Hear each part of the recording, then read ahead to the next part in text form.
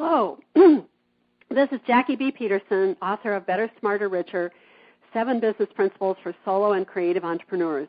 Welcome to Solo Pro Radio. We're happy to have you with us today. It's my mission to help solos, those of you in one-person businesses, understand and apply the 7 solo business principles to your enterprises so that you can find increased financial success. So please take a minute and visit my website, bettersmarterricher.com.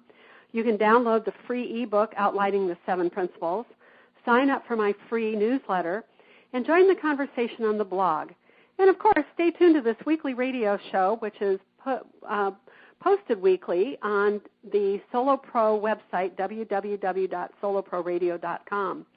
Also, if you're interested in taking my online course, you can find that at opensesame.com. You can take a free walk through the first chapter of the course, of the online course, on my website. And there's also some upcoming events. We're going to be doing a presentation for the vendors at Pike Street Market on Monday, October 28th. And we're going to be doing a presentation for people in the Astoria and coastal region on November 5th at the community college in Astoria. So check out the calendar on the website and follow me where you can. I'd sure appreciate it, and I'd love to see you and meet with you. So our guest today is Quincy Whitfield. Quincy is a diverse information systems manager. He's got experience in project management, network administration, and security management. He also has expertise in planning and implementing information technology projects, budget planning, and software implementation. His goal is to provide his clients with high-quality, personable, and expert technical support. He wants his small business clients to be empowered by technology and be more successful in their day-to-day operations as a result. Quincy, I love that, particularly the empowered by technology. I'm not sure a lot of us feel that way, but I'm looking forward to talk to you. Hello. Yes. Well, thank you. Thank you for having me this morning. I really appreciate it. Well, I'm looking forward to our discussion. It seems to me you have a different viewpoint about technology, and a lot of us consider it a necessity, but kind of like an evil necessity. And it sounds like you see it as a wonderful tool that we can use. Absolutely. So, yeah. So tell us about your journey. Where did you grow up and go to school, and what led you to your interest in computers and starting your own company? I'd love to hear more about all that. Okay, well, I was born in Chicago in Cook County and actually raised in Detroit. And I had graduated from Cody High School in Detroit. And before I graduated, my mom, when I started high school, she said that typewriters were the future and that I needed to take typing. So she made me take typing all the way through the 9th grade until I graduated. And I went in the Army and became a food inspector while I was in the Army. The Army had me do quite a bit of reports, a lot of reports as a food inspector, and an awful lot of typing. So I really got a chance to really develop my typing skills while I was in the Army. And I got out the Army, I joined the Navy. About a year or so later, I joined the Navy. I wanted to be stationed with the Marine Corps. So the only job that the Navy had that I wanted that would allow me to be stationed with the Marine Corps was to be a chaplain assistant as opposed to a Navy corpsman. So I became a chaplain assistant, which entailed a lot more typing and doing reports and so on and so forth. And while I was on the USS America, I was introduced to a computer. I was responsible for doing the books in our department on the ship. And as a result, they gave me the responsibility of using this computer, which was taught to me by my, what we refer to as a petty officer in charge. And he taught me how to use that computer. And his method of teaching was very difficult, kind of painful, if you will, and I'll spare you the details. But nevertheless, at night when I was on duty, our ship was in dry dock. I was supposed to be grinding the bulkhead. Instead, I just went around and collected all the books for the computer and started studying those books. And eventually I started teaching my petty officer in charge how to use that computer. So a little while later, he really encouraged me to go to school. So I started going to school while I was on the USS America, which was in dry dock in Norfolk. So I started going to technology schools. And ultimately, I got out the Navy and ended up going to the DeVry Institute in Atlanta, Georgia. I went there for a while, and then I moved to the Northwest. Wow. Okay.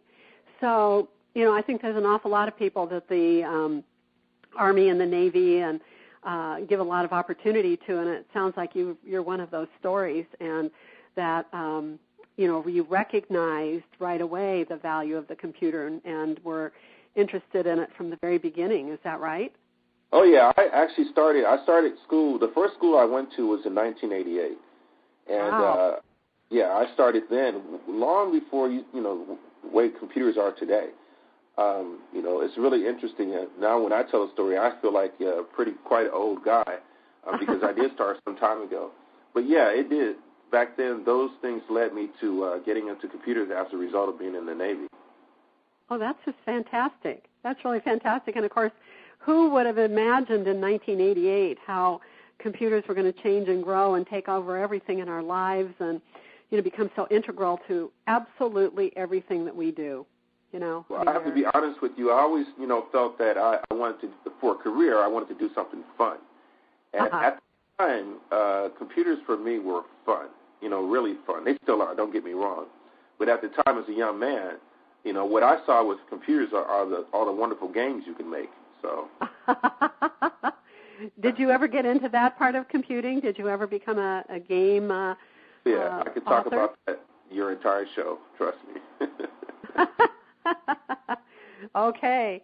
I think it's interesting, too. What I'm learning is that, for instance, that the drone pilots are people that have grown up and developed their skills in gaming, and that now they're being used that way with our drone-based Air Force planes, and that people are really coming to understand that gaming is so popular. It's bringing us an awful lot of ways that we're thinking in different ways, because of it. So, but I won't go down that road. Yeah. You don't want to get me started, that's for sure. Yeah, it sounds like I don't want to get you started. That's great. So I understand you started your company then in 1998. So what was the computer business like at that point? Well, at that point, I think computers were, say, for example, they weren't as expensive, as cheap as they are today. In other words, back then you couldn't go into a store and buy an inexpensive computer off the shelf. But you could build a very decent computer for a reasonable amount of money. And part of the reason that I went into business for myself was so that I could build computers for people and build that they wanted, the computer that they, desired as specification, if you will. And I could do that back then, not necessarily really cheap, but I could do it in an affordable way. So I built quite a few computers between 98 and 2003. I built quite a few computers for customers, for businesses, for people, and what have you. Did that allow them to get, if they didn't go buy an IBM computer or a Microsoft computer off the shelf, they could get what they wanted? Is that what you were doing? Maybe more? Yes. The thing is this, they could customize and grow with that computer. It used to be, we would buy computers and then we would replace the parts in them. Today, of course, you might replace one or two parts in a desktop, but for the most part, you can go buy a new desktop very inexpensively. Right. But back then, we were building computers with the ability to keep those computers running as long as possible. I would try to get my computers to run at least 6 years. And during that 6-year period, we would simply just upgrade the parts in it. So we built the computer in such a way that we could upgrade it very easily. Wow. That was a hallmark of what I did back then. Yeah, it's really changed because I know my husband and I were talking about getting a smaller laptop so it's easier to carry on trips, and he went and looked at some, and they're down at, $300, $400, and, you think, oh, my God. I remember the first computer that we bought for my business. I had a CPA firm, and we bought a small, I guess it might have been called a mainframe, but it was, a small accounting computer, and by the time we got it paid for, because it seems to me it was some horrible amount of money, like $70,000 with the main body of the computer, and then with some devices, some input screens, and I think they were, even at that point, they were called dumb terminals. They just input into the main system for our staff. I think by the time we got it paid for, it was totally obsolete, totally. And everybody had moved to, desktop computers that were networked together, and a totally different thing had happened, and the change in this technology has just been astronomical over yes. the last 10, 15 years. And, of course, you're talking about almost 30 years yes. you've been doing this business. Yes, it's changed. So you've focused your business on working with small companies, and why is that? What do you like about small companies? Well, personally, I have a real passion for entrepreneurs, small companies. My mom worked in the factory for 20-plus years, and then she retired and started her own business. She was really big on us having what she referred to as our own hustle. Aside from your full-time job, she said every one of us should have some form of hustle, something to fall back on. And for me, it was doing computers, supporting people part-time. That was my hustle. And I had gotten that whole idea, that paradigm from my mom, who encouraged us to have our own small businesses. And she had a resale antique shop that she ran. And that's where I got the motivation to actually start my own computer company. Very good. Well, what I know about small companies is that they're busy doing whatever their small company does, and they just simply need a computer system that works. Yeah, I got to tell you, some of the things that I find that companies have the most needs for, trouble with, is disaster recovery, network and data security, training, computer training on applications and operating systems, collaborating, being able to collaborate effectively with the data, and contact relationship management. Those are the challenges, those are the things that I work on today with small businesses, having some sort of plan in place to recover your systems in case of a failure or some sort of a natural event or what have you. And the other piece of that is encouraging small business owners to say to their computer professional, whomever is providing them support, please document the work that you're doing today so that when someone else comes along or if we have a problem, we can easily refer to that documentation. Wow, you sound like us at the Small Business Development Center. Yeah. In fact, I'm kind of convinced that if you haven't documented your systems, you're going to have a very hard time selling your business, when you've decided that you want to retire or, you want to go on to something different. And, it's the documentation that a buyer is really going to buy. So we talk about that. So have you had clients where they've, just had some sort of disaster and you've had to go in and recover everything? Oh, yeah, sure. I have had that happen several times over, of course, quite a bit over the course of my career. And most of the time what I find that, people had something in place that they started. In other words, they started the backup plan or started a backup system, but they never checked it. They never did what we refer to as a test restore. If you have a backup in place today, I don't care if it's just one system or multiple systems, you should always test, be sure to it, that the restore will work, that the backup is running. In other words, it's performing the backup on schedule, and that you can actually do a restore. You want to see that you can actually do it. Yeah, you have to, just like, say, for example, before we get on the road to take a road trip, we make sure we got enough oil in our car. We check the transmission fluid. We check our tires. We do a preventive maintenance check before we get on the road. And This is the same thing with saying, let's just make sure to it that we have that in place beforehand. That's a very logical way to have businesses think about it, isn't it? This is how you take care of a machine if you want the machine to take care of you. And these are things that you just do. So I'm guessing that you create good checklists and systems for people and, make sure they carry them out so that their data is in good shape. Well, let me give you one example. Sure. For example, each of us have a Windows 7 computer that has a built-in backup and recovery program or backup and restore program. And that backup and restore program says, hey, yes, go ahead and back up to an external drive, but make sure you create a startup disk or a repair disk.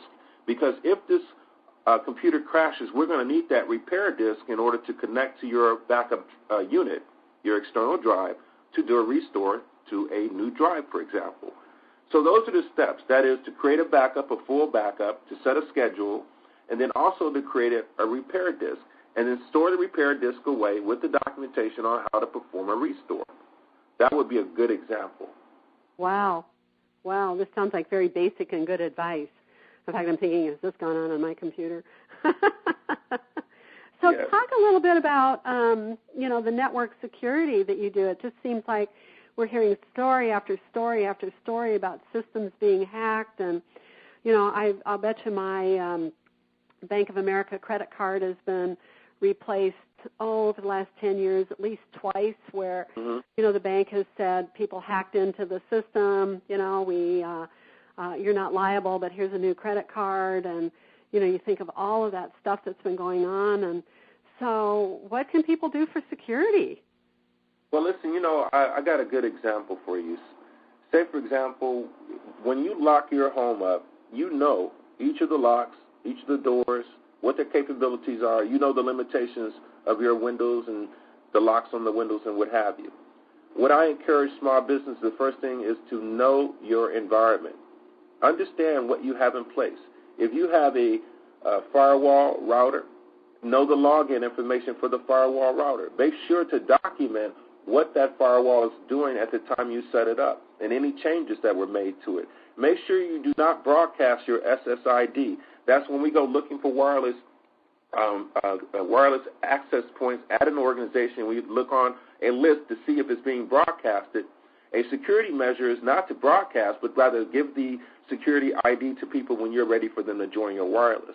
Know your environment. Document your environment. Have a good understanding of what that environment is, and then make sure, too, that you document any changes that come along with it. That's the first advice I would give. Okay. And then should people be updating their system pretty regularly? Have somebody like you come in and take a look at it and, update it? Yes. This is a big part of maintaining your security is maintaining your definitions, your updates for your virus definitions, maintaining your operating system updates, staying on top of that. Now, it's one thing to apply all the updates, but it's another thing to understand which updates are being applied. So that's important as well. If you can make the time to understand before you apply those updates, don't do it automatically. Take a look at them. Make sure to it that they're all security updates. They're not optional, if you will, and that you truly need those updates. I didn't know there was a way to have a choice. Oh, yeah, there's a way to have a choice that you can actually look and see what updates are being applied. You can actually go to Microsoft. For example, Microsoft, you can go to their website, microsoft.com/updates, and get a perspective on what updates are being applied for what operating systems and what have you.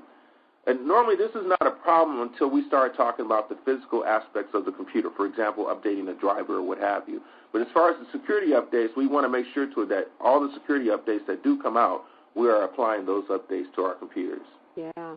I mean, because certainly people have heard about, people just driving down the street and looking for systems that aren't secure and, having their banking information or their credit card information go out and looking for things that aren't secure. And, there's just so much that is happening online these days, just about everything, actually. So that would be a big deal. I can see how that would be a big part of your work. There's a word for that what you just mentioned is called war driving. And that's what hackers do when they are driving around finding wireless access points to compromise. They call it war driving. Another thing I encourage your listeners to do is be careful when you are out and about in public working on your computer. If you're on a laptop or what have you, make sure you're aware of what's going on behind you. Be aware of the potentiality for someone to see your screen and what you're doing in public on your computer, because that's another form of hacking. That is to look over people's shoulders and see what they're doing on their computer. Oh, wow. That's interesting. You wouldn't think of that. So you've gotten yourself trained well enough that you're just really hyper alert to all of these things, haven't you? Well, I'm on a mission. I'm on a mission. I have a passion, again, for entrepreneurs. I have a passion for technology. And I have a passion and desire to teach people how to be more secure, how to be more protective of the information that they're working with, Yeah, wow. So are these places, my question, where do you see small companies getting into trouble with their computer systems? Is this about what you're talking about here? Exactly. What sort of areas? Yeah. Basically, disaster recovery, documentation, exactly. Training. This training is another one. It's a big pet peeve of mine because I think people treat technology like they do driving. They got their driver's license when they were in high school, and that's all they need. They don't need any formal defensive driving training. They don't need to take any kind of special course. All they got to do is jump in that car and go. You know what I'm saying? So we really try to encourage our clients to train the speed on the technologies that we put in place. And if I put a new technology in place, then I also add into that project plan a training time set aside to do training for the new technologies. That's good. Or a new employee or a new staff person or somebody that knows how to use it. Exactly. I used to, I had a CPA firm, and it wasn't that I ever had enough technology skill to install new computer systems for people, but I certainly was around them as they would choose a new system and bring it into their organization. And what I wound up deciding was that when people got new software or new hardware, they wound up using maybe 5% of the capability of the program and never got into using the other 95%. Because that it was so hard to bring in the first 5% that they just stopped learning and stopped digging any deeper in it, and nobody had a long-term schedule for them. So there was a year later somebody would say, "Oh, I wish we had bought a system that did blah blah blah," and I'd say, "But you did. That's in your system. It's right there. You did buy that." And people would be amazed. They were so overwhelmed with, they say, getting the first 5% in that they never got down to using the other 95%. So do you see that happening?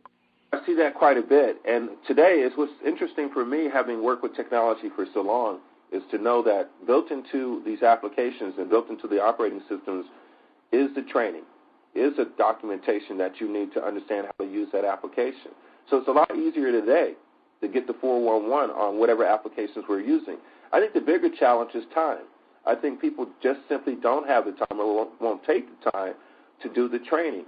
I worked at the Internal Revenue Service in downtown Portland for about a year or two, and within the taxpayer service, they give each of those representatives, I believe at the time it was an hour, maybe even 2 hours a day to do training, self-paced training, where if they didn't go to a course or a class, if you will, then they were training themselves at their desk.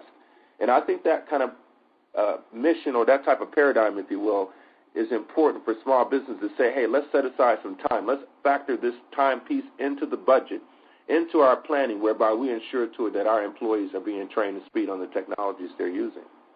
Well, that's a really good idea, isn't it? Yes. It would be wonderful if we could see more of it today. Yeah. It's really a wonderful idea to have that happen. So do you for your clients, do you actually go in and do the training when, they need to have it done and don't get around to it? Oh, absolutely. I take a projector and I set up a projector. I have a screen. I set up a screen.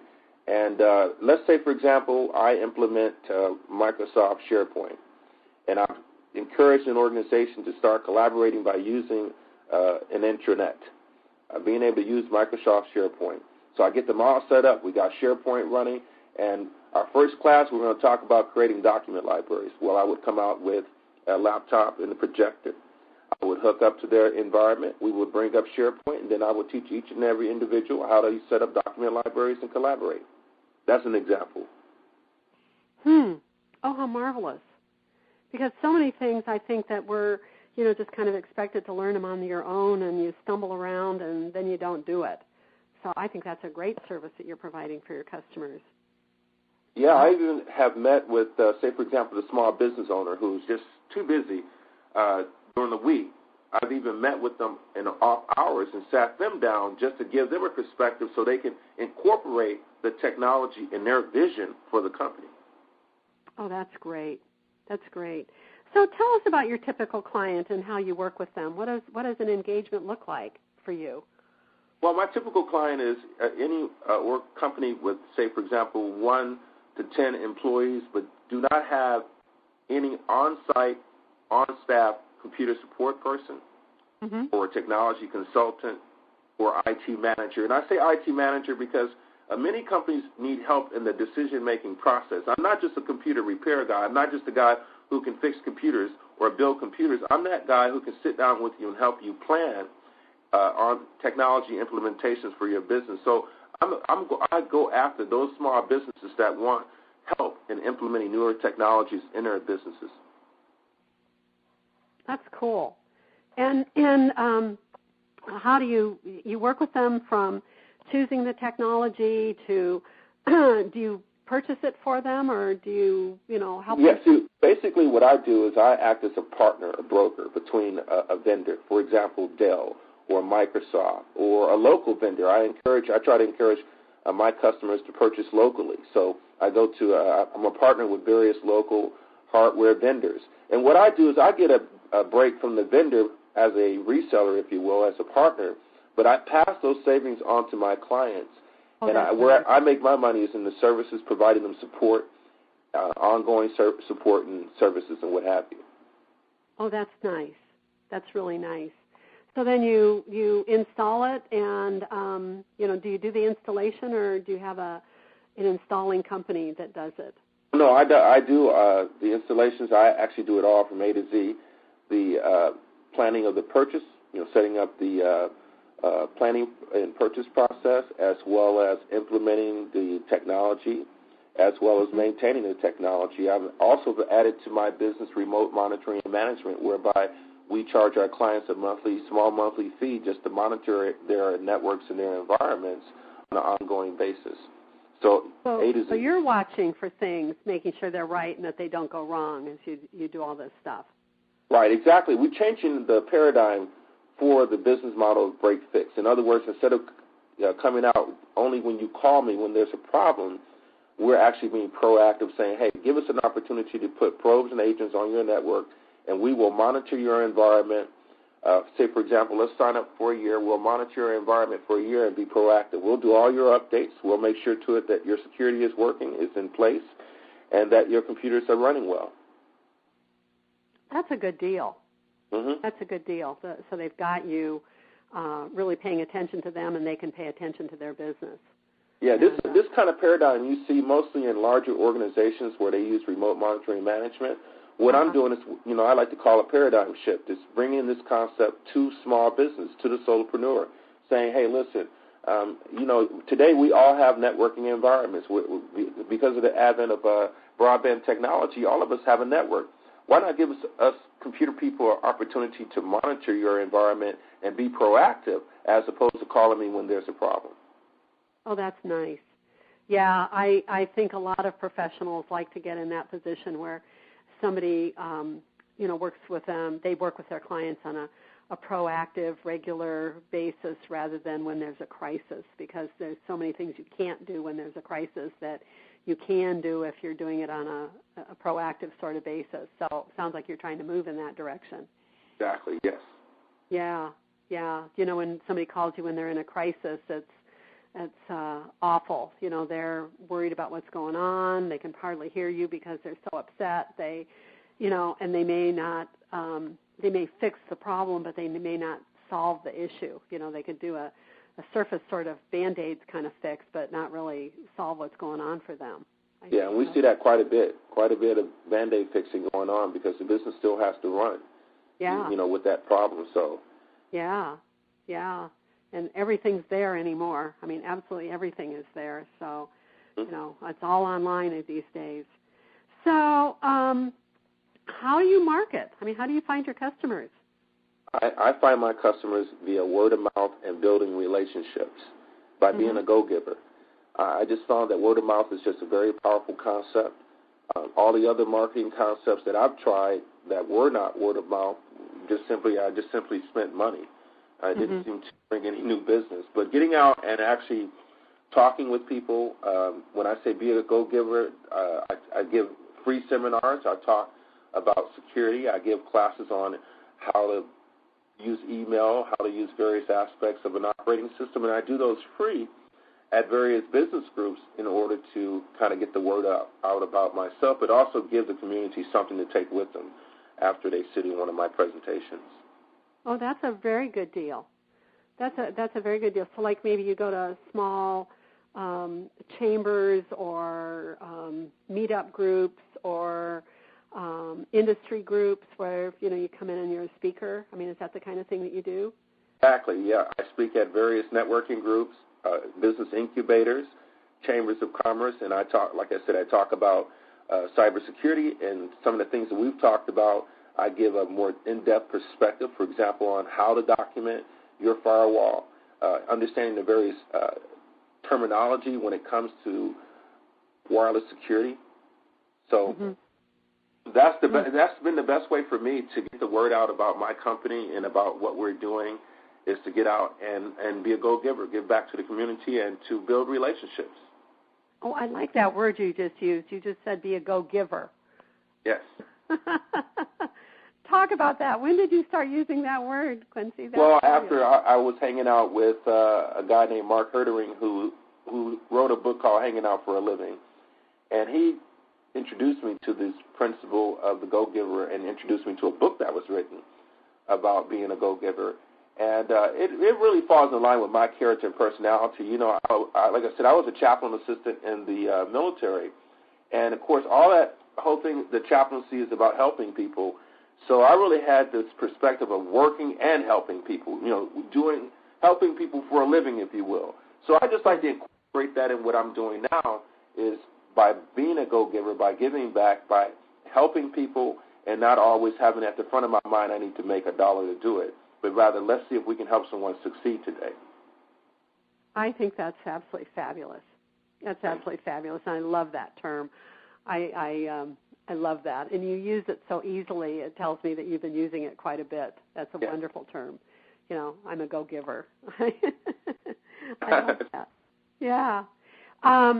Do you have your own website? Do people come to you through the website and check you out, or mostly it's through these seminars and training classes? Mostly through seminars and training. I don't necessarily get quite a bit. I think people go to my website primarily just to find out, once they get my business card, just to get a perspective on the work that I'm doing. So my website is more informational as opposed to interactive for that reason alone. I'm pretty much a hands-on, gregarious, outgoing type of individual. So. Yeah. So Quincy, do you have employees? Is your business a solo business, just you, or do you have employees and collaborators as well? Actually, I collaborate. I have people that I subcontract with. Okay. There are other IT professionals like myself, and we simply support one another. So if I take on a project that requires more than one person, then I will collaborate with another 2 or 3 IT professionals to get the work done. As far as the remote monitoring management, we hire people to actually perform the monitoring on a part-time basis. I see. That's good. Because, in my book on solopreneurs, we talk about the business model that I call the water bug model. And in the water bug model, instead of hiring people, for jobs, which means that you have to manage them, you have to recruit them, you have to oversee them, on and on and on. And pretty soon all your time is spent overseeing your employees. I recommend that people outsource to other professionals, and that you are their either professional collaborators, or you have outsourced services to them and you are a beloved client and they're bending over backwards to take care of you, whereas our employees don't seem to bend over backwards to take care of us. They oftentimes businesses find that they're like, little baby birds with their mouths open, feed me, whereas a collaborative partner or a client or a vendor, from whom you are buying services, is usually much happier to serve you and work with you. So I recommend that my solos use that methodology and, create a business model that looks like a water bug, where they're in the middle doing their work, and all of these ancillary services or collaborations are kind of like feet on the water bug, that travels across the water. Yeah. And it works very well for people. Awesome. That's an excellent analogy. Yeah. Yeah, it really works well for people. It just seems to me that traditional businesses are, for a huge part, are about managing and training employees, and it's just gotten to be so it's difficult to do that. If you're a great big company, you have to bite the bullet and do it. But right. when you're a small company, where you're providing the professional service, you don't have to do that at all. So yeah, I actually have gone back to school myself to complete a degree in cybersecurity because of the necessity to keep up on top of my own training. Mm-hmm. Mm-hmm. So I think cybersecurity is huge. Yeah, big time. Is that where the kind of the future is going to be as for computer professionals like you? Is there going to be? That's one aspect of it. Definitely one aspect is cybersecurity. Cloud-based technologies are growing big time. Mm-hmm. Mm-hmm. And this bring your own device, we call it BYOD, having IT professionals, technologists that understand how to maintain an environment that says anyone can bring a device and keep that environment secure is big. It's going to be big. It's going to be huge. Oh, I would think. Think about that. So talk about bring your own device for a minute. That's a new concept to me. So tell me, of a situation that might be in, say, a business where they hire somebody and the person brings their own computer. Yeah, well, say, for example, you have an office, you have a wireless access point, and you don't mind allowing someone who's doing business with you to bring their laptop to connect to your wireless access point. But what about their Android or their iPhone or their tablet? Do you accommodate all those devices as well? So today, network IT professionals have to determine what devices will we allow on our network that are normally not on our network. And that's where that whole concept of bring your own device comes from. And the organizations are having to accommodate for it. What I try to tell people in my presentations and seminars is to make sure that, one, you keep your use of technology simple. Use what you need. Make sure you understand how well it's secured. In other words, you need to know that how well your Android is secured. Do you have a antivirus program running on your Android? Are you aware of what resources are going out of your Android? Same with your iPhone. Same with your laptop. So BYOD goes both ways. You have the organization that needs to protect itself from new devices coming, and then you have the individual who's walking into an organization that need to understand how their devices are secured and how well they can use those devices in that environment. That's interesting. I know I just put the iOS 7 on my iPad, and now I have to have a passcode to get into it. And I thought, this is a good idea. This is really a good idea. Oh yeah, definitely. One thing about losing a device, at the very least, if that device is password protected, there's a possibility the person may not be able to get to your particular information on it. But if that device is unprotected and you lose it, then they have access to all the information on that device. So even though it may be inconvenient having to log on to a device every time, just keep in mind, if it's portable, it can be lost, and if it's lost, it can be broken into if it's not protected. Oh, I can see that this would be a huge growing field since, my understanding is that so much of computer technology is moving to mobile devices and handheld devices, and that we're programming that direction. I know when I had my Better, Smarter, Richer website updated, that part of the programming cost was to make sure that it was accessible on mobile devices, because that's what people are going to be doing. They're going to be doing their iPad or they're going to be doing their phone. So you've heard of the technology responsive web design? Talk about that. Well, basically, the reason I mention is because I think more and more people need to understand that when we build a website, we want the website to be able to respond to various types of devices. And responsive website design says that I will build a website that you can utilize, you can navigate on a mobile device as well as a computer, laptop, desktop, what have you. It can adjust itself to any device. Okay. Yeah. So that's what we mean by responsive website design. So that's what my webmaster did for me. I'm not sure he called it that, but he probably thinks of it that way. But that's what he did, and it was a big deal to make sure that people could find better, smarter, richer, if they're using their iPhone or if they're using their iPad. I was recently at a conference in North Carolina and, offering a particular deal. So we had a landing page, and I didn't want people to have to go back to their office to check out the landing page. I wanted them to be able to get to that landing page from, whatever they had as mobile technology at the conference. That's a big deal. So we got a name for it, huh? Technology responsive web design. Responsive website design. Yep. Yeah. One other aspect that I've incorporated when we talk about mobile technology, one aspect that I've added to my business is the quick response code and mobile website. So you probably seen in my email signature, I have a quick response code, which is a diagram that you can scan with your smartphone using a scanner barcode application, and it takes you to a mobile website. So basically I have these quick response codes on my marketing material, on my business cards and what have you, and so that organizations can scan my card, find out more about me, and be able to share that information effectively using their smartphones. I call it Have a lot of people been using that, Quincy? I see it, and actually I've recommended it in my counseling work. I've recommended it a lot to particularly retailers. One of the things that happens with retailers is people come by and are interested in looking at the windows and the store isn't open, and but if they've got the QRC code on their door, someone can scan it and learn more about the business. But you're saying there's many other uses for it as well for service businesses such as yours. Oh, absolutely. You see the quick response code in magazines, in newspapers, on milk cartons. I think the sky's the limit. I personally, I think it's a cultural thing. I think that on the East Coast, you'd find in the Midwest, you'd find more people using quick response codes than you do here in the Northwest.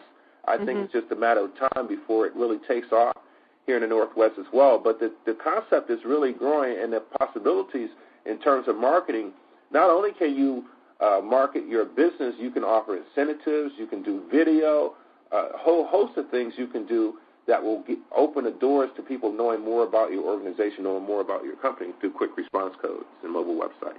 Wow. So do you have to buy the app that makes that readable? No, you don't buy the app. I actually have a company whereby we provide the barcode, the code itself, the quick response code, provide that, but more importantly, we provide a mobile website and for a small monthly fee, less than $20 a month, we provide hosting of that mobile website. But no, for anyone can actually go out and make their own quick response code for free. I think there's a website called qrstuff.com, I believe. That's a website that allows for at least making your own quick response code. And there are companies like myself, the name of the company that we're doing the quick response code is Quick Response Code Low Cost. There are companies like mine that do quick response codes and mobile websites as well. Wow.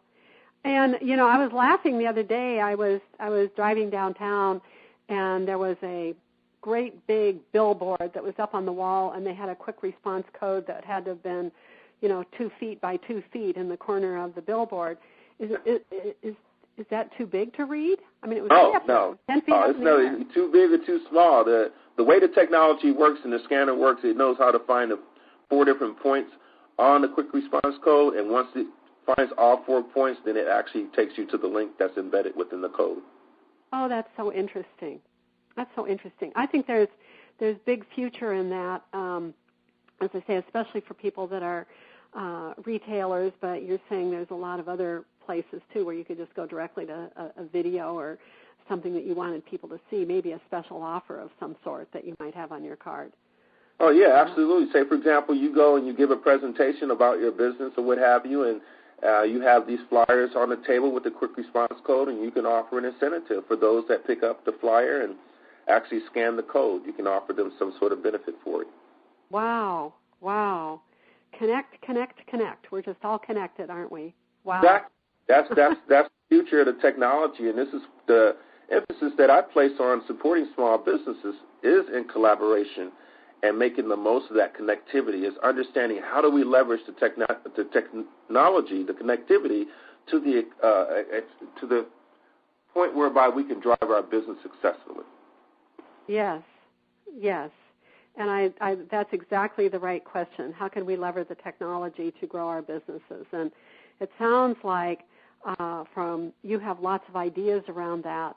And, maybe you're helping people do their marketing, too, by offering them tools that they can use. Exactly. Yeah, because there's so many. So along that line, are you, you're obviously making some plans to expand your business by adding new skills? And, is that some of the... Oh, yeah. My goal is to add the security assessment and protection apparatus, if you will, to my business. I'd like to be an expert on providing businesses with the ability to secure themselves as best they can. So realistically, provide them security in a way that they can secure their businesses and not have to worry about it. Right. That's a good idea. I can see that would be a really nice adjunct to your business. Would you then provide that assessment as a service? You would go in and look at their computers and look at their network and, look at their mobile devices and do an assessment for them and then make some recommendations. Is that what you have in mind doing? That would be our entry point, is to come in and do a network security assessment and then provide a proposal that explains exactly what they need to do to secure the business, and then provide them ongoing security, remote monitoring, and maintenance monitoring. Oh, that's great. That'll be a whole new service. That'd be very good for you to do. So you said you were getting some education in that area. Is that what you're doing? Yes, I'm actually attending Mount Hood Community College. They have awesome technology programs, and I'm in the cybersecurity program. Oh, cool. Cool. Well, I just think it's great. Yeah. They have one of the best technology programs here in Oregon, I think, personally, as far as computer technology. Oh, that's just fantastic. Because that was a very big deal, and I know ever since I've met you, you've talked about security systems for small business, and do you want to talk any more about why they're so important and what people Oh, absolutely. Do? I could talk about security all day long. The thing about it, I think that what really is a challenge for most people is that what goes on with security is under the hood or underneath the table or behind the wall, if you will. Take, for example, encryption. Every single business owner should understand how encryption works and should be using it in some form or fashion. And we are. If you think about when you set up your wireless access point and you provide a security key, you're basically encrypting the communication between someone's laptop and your wireless access point. But it's really important for small businesses to understand the basic aspects and concepts of security. At the very least, know it as it relates to your organization. Whatever technologies, whatever resources that you put in place, if you have a server operating system, make sure you understand how it's protected, how it's protecting you, whether the firewalls enable, so on and so forth. If you're using a router in your business, a firewall router, make sure you understand what it's doing. It's understanding the basics and having some idea of what you have in place that's important. Well, that's good because, I think a lot of us have something that's there, but understanding it is quite something different. We just use it. As you said, it's like driving the car. You go out and expect the car is going to operate, and, I think we do that with our computer. We turn it on and we expect that it's going to operate, but we don't think much about what makes it operate or what keeps it secure and keeps it safe. I got to tell you, I showed a video to a group of business professionals on a guy who was using a wireless access point, a public wireless access point, and he was hacking someone's computer by using a packet analyzer. I showed them a video on how this guy was easily doing this. He's basically, in a coffee shop or what have you, and he's monitoring and looking at someone's connection on Facebook. The interesting thing about showing this video is no one was aware that this was even possible. Wow. No one could even do this. Showing them was even drove the point home even more so. So the issue with the security is that many people don't even know what's going on. Say, for example, they do go onto a public wireless. They don't understand the challenges or how unsecure that might be. You see what I'm saying? Right. So knowledge is power. It's helping people understand the very basics of security and understanding how to protect themselves. Basically, just basic common sense stuff that's really important today. Mm-hmm. Well, as you said, like watching who's lurking behind you. Exactly. Yeah. A good example, yes. So, Quincy, I think we know, but can you tell us what do you think differentiates your business from others in, the kind of same category? Like the sales question is always, why should I choose you? So, what differentiates you? Why should people choose you? I think because I have a real passion and I'm highly motivated about what I'm doing. Mm-hmm. I think I care enough to go the extra mile, to go the extra distance in helping an organization with their technology. I really do have a passion for the entrepreneur. I have a passion for the technology, and I love what I do. Oh, that's great. Well, I can hear it in your voice that you love what you do, and you love helping these small companies get better, make their systems better, which makes them work better for them, and good things that happen and all of that. It's really exciting. Yeah. And I assume you plan to stay in this for another 30 years. As long as possible. Well, that's one of the wonderful things about solo businesses is we can keep doing them as long as we want to. We can do them less intensely as we age, which we all are. And maybe you don't want to work 7 days a week. Maybe you only want to work 5 days a week, or maybe even 3 days a week. And a solo business you can do that with. You can pick and choose your clients as you move along through your lifetime, and just say, I'm slowing down, Maud. I'm slowing down. I don't want to work as hard, but I'm going to work with these 4 or 5 clients, and I'll keep working with them for a long time. It's really one of the benefits. Really great. I got to tell you, one of the benefits of being a solopreneur is having the opportunity to go to Hood River and kite surf when the weather permits. Woo-hoo! So that's one of my goals, to be successful enough to go whenever the wind kicks up. Oh, isn't that great? Yes. Yeah. So that means having a stable of very loyal clients who love what you do and pay you regularly and pay you on time and pay you enough, and and then you're free to do that because you're not worried about where is the next money coming from, or the next client coming from, or the next opportunity coming from. You say, I feel good about that. I know these things are going to show up. Yeah. I think that's real success, by the way, to be able to go to Hood River and surf whenever the wind comes up. That's our goal. Yeah. Have you been able to do it more? I have been able to do it more. This summer is not as much as I did last summer, though. Uh-huh. Yeah, so last year I had more time on the water than I did this year. Yeah. Okay, well, that's probably a sign that business is better this year than it was last year. For so many people, business is much better than it was. We were all still kind of wondering where the next client or the next gig was going to come from last year. But this year, the economy's in better shape, and we're working, and we don't feel quite so run over by what happened to us in 2008 and 2009, and there's kind of a new normal happening. So Quincy, I've just loved talking with you today. It's been very interesting. I know when I met you at one of those great seminars where you were giving your great advice and talking about, what we should do in security, and I thought, this is somebody my listeners need to talk to. But if some of them have wanted to meet you, for someone like you, for a long time, how can they find you and get hold of you? Well, I think the easiest way to go to my website, my email address and phone number is there as well. I'm also on Twitter as QMan2010.